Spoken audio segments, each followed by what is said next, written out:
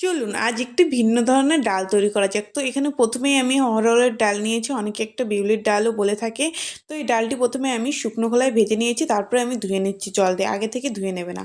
তারপরে ধোয়া ডালটা আমি প্রেশার কুকারে দিয়ে ভালো করে একটু লবণ হলুদ দিয়ে আমি এটা সিদ্ধ করে নেব।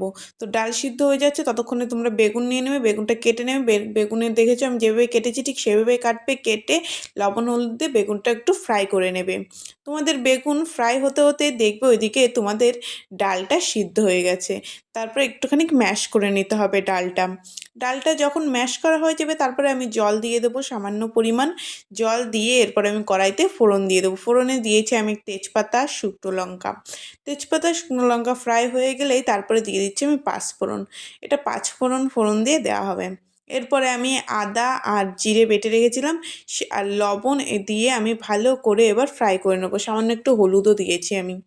দিয়ে মশলাটা একটু ফ্রাই হয়ে গেলেই আমি দিয়ে দিচ্ছি ডাল, যেটা আমি আগে থেকে সিদ্ধ করে রেখেছিলাম। এবার দিয়ে দেবো কাঁচা লঙ্কা একটু ফ্লেভারের জন্য, আর আগে থেকে ভেজে রাখা বেগুন দিয়ে আমি এবার ভালো করে এটা একটু ফুটিয়ে নেবো। দেখতেই পাচ্ছ ফুটে এসছে। তো আমাদের ডাল কমপ্লিট, খেতে অসাধারণ লাগে, সুস্বাদু হয়। অবশ্যই আপনারা এটি বাড়িতে ট্রাই করবেন। একটু নতুন স্বাদ, ভিন্ন ধরনের স্বাদ কে না ভালোবাসে খেতে, অবশ্যই ট্রাই করবেন। আবার দেখা হচ্ছে নতুন ভিডিওতে।